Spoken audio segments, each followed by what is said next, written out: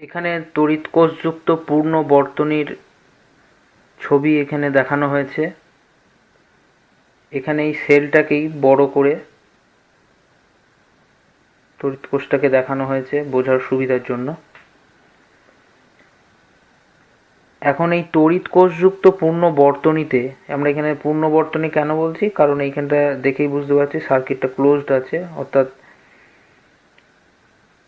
এইখান থেকে যদি পথটা ধরি তাহলে এই সমগ্র পথটা কিন্তু কোথাও ফাঁকা নেই, সেই জন্য এটাকে পূর্ণ বর্তনী বলছে। তড়িৎ কোষটি লাগানোর ফলে আই কারেন্ট প্রবাহিত হচ্ছে, এই দিক দিয়ে আই কারেন্ট প্রবাহিত হবে এবং সেলের মধ্যে দিয়ে আবার এইভাবে ঘুরতে থাকবে। ঠিক একইভাবে এইখানে যদি বুঝতে চাই তাহলে এই হচ্ছে দুটি তড়িৎদ্বার, এটা একটু আঁকাটা ভুল হয়েছে, এটা পজিটিভ হবে, এইটা নেগেটিভ হবে আমাদের আঁকা অনুসারে। তাহলে এই পজিটিভ, এই তড়িৎ কোষটা বদ্ধ বর্তনীতে কি করছে, এই দিকে তড়িৎ প্রবাহ পাঠাচ্ছে, অর্থাৎ আমরা বহির্বর্তনীতে অর্থাৎ কোষটির বাইরে তড়িৎদ্বার থেকে, পজিটিভ তড়িৎদ্বার থেকে তড়িৎ এই দিক দিয়ে যাচ্ছে এবং বি পাতে এসে শেষ হচ্ছে। আবার যদি এই দিকে দেখি, কোষের ভেতরে যদি দেখি, তাহলে আমরা দেখব নেগেটিভ পাত থেকে পজিটিভ পাতের দিকে কারেন্ট প্রবাহিত হচ্ছে। এখন কোষের ভেতর সক্রিয় যে তরল আছে, সেই তরলটা এই তড়িতের প্রবাহকে বাধা দেয়। এই বাধাকেই আমরা বলি কোষের আভ্যন্তরীণ রোধ, যেটাকে আমরা এইখানে স্মল আর দিয়ে চিহ্নিত করেছি।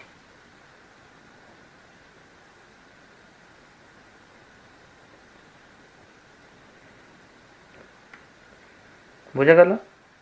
নেগেটিভ তড়িৎদ্বার থেকে পজিটিভ তড়িৎদ্বারে তড়িৎ কোষের ভেতরে যাবার সময়, তড়িতের যাবার সময় এই যে তরল পদার্থটা আছে, সক্রিয় তরল পদার্থটা, সেটা যেতে বাধা দেয় তড়িৎ প্রবাহকে।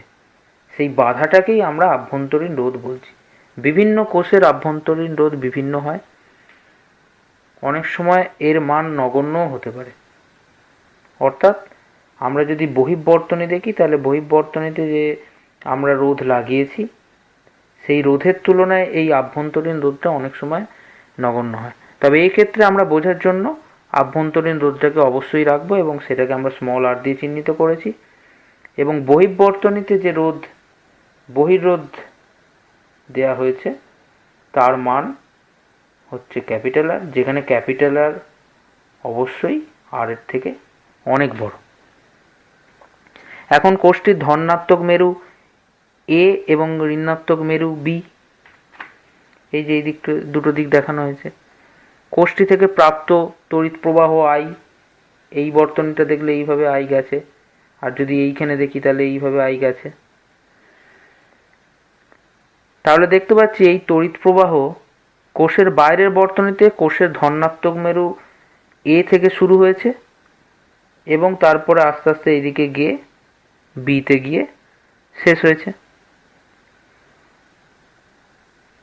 এবং কোষের ভেতরে বি থেকে শুরু করে ধনাত্মক মেরু এর দিকে হয়েছে। এখন যদি কোষযুক্ত পূর্ণ বর্তনীতে আমরা একটা পরীক্ষামূলক ধনাত্মক আধান ধরে নিচ্ছি, সেই আধানটা হচ্ছে Q0, সেই Q0 আধানকে একবার পূর্ণ আবর্তন করাতে চাই, মানে এইখান থেকে শুরু করে এই গোটা তরল বে, এই সমস্ত তড়িৎদ্বার বে, তার বে, সমস্ত বে আবার এই তড়িৎদ্বারে, নেগেটিভ তড়িৎদ্বারে পুনরায় আনতে কি পরিমাণ কৃতকার্য হয় আমরা যদি বের করতে চাই, এবং সেই পূর্ণ আবর্তন করাতে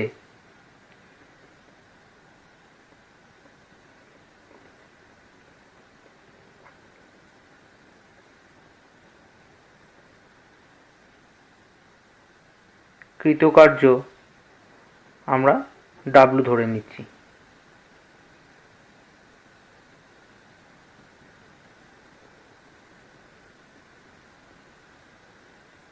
বি থেকে এ হয়ে আবার পুনরায় বিতে, এই গোটা পথটা যেতে। এখন বহিঃবর্তনীতে কোষের ধনাত্মক মেরু এ থেকে ঋণাত্মক মেরু বিতে কিউ জিরোকে যেতে আমরা ধরে নিচ্ছি কৃতকার্য করতে হয় এ থেকে বিতে যেতে বহিঃবর্তনীতে কৃতকার্য হচ্ছে W1, আর অন্তঃবর্তনী বা সক্রিয় তরলের মধ্য দিয়ে বি থেকে এতে কিউ জিরো আধানকে নিয়ে যেতে কৃতকার্য যদি W2 হয়, তাহলে আমরা বলবো W সমান হচ্ছে W1 প্লাস W2। দুদিকেই যদি কিউ জিরো যদি ভাগ দিই তাহলে আমরা এটা পাই।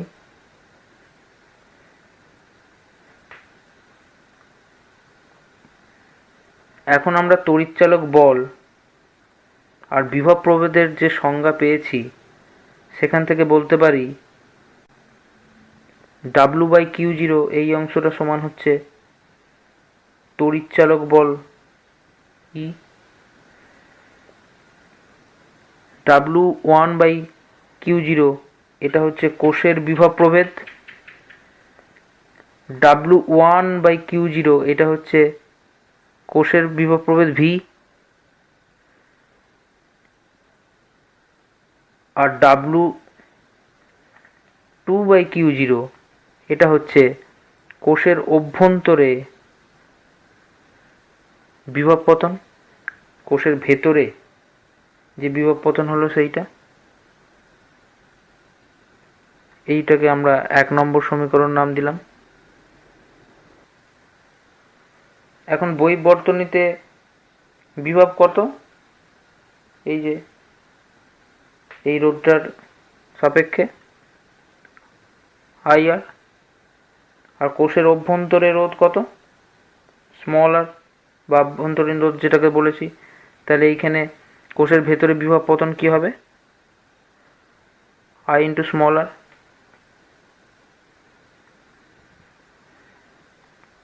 এখানে থেকে যদি I কমন নিই তাহলে পাবো R প্লাস স্মল আর, বা I সমান E/R/R, এইটা। অর্থাৎ এই ধরনের তড়িৎ কোষ ব্যবহারের ফলে কি পরিমাণ কারেন্ট বা তড়িৎ প্রবাহ পাবো তার রাশিমালা হচ্ছে এইটা।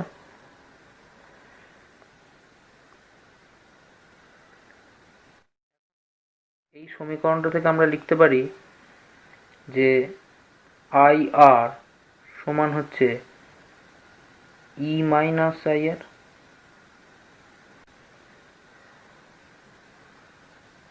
যেটাকে আমরা বলছি কোষের অভ্যন্তরীণ বিভব পতন। অর্থাৎ কোষের তড়িৎচালক বলের একটা অংশ যা তড়িৎ কোষের আভ্যন্তরীণ রোধের মধ্য দিয়ে তড়িৎ প্রবাহ চালনা করে, আর এইটার জন্য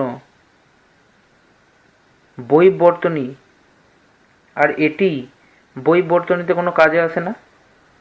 সুতরাং এই যে অংশটি, এইটাকে আমরা কোষের আভ্যন্তরীণ বিভব পতন বা নষ্ট ভোল্ট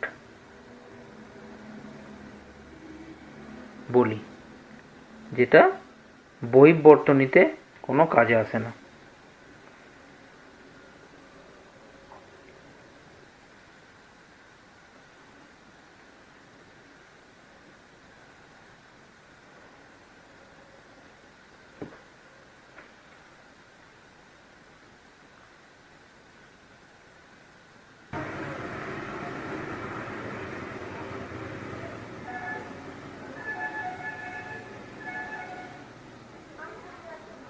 এবার আমরা দেখব তড়িৎচালক বলের একক।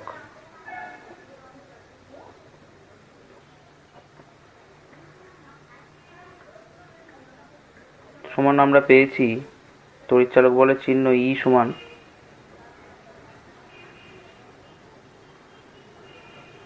এই কার্যটাই তড়িৎ শক্তি রূপে জমা থাকছে, সুতরাং আমরা বলতে পারি তড়িৎ শক্তি ডিভাইডেড বাই তড়িতাধান।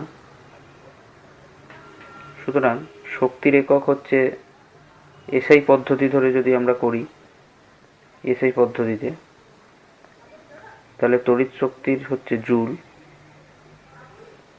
আর আধানের হচ্ছে কুলম্ব। জুল পার কুলম্ব সমানই হচ্ছে ভোল্ট। সুতরাং তড়িৎচালক বলের একক হচ্ছে ভোল্ট।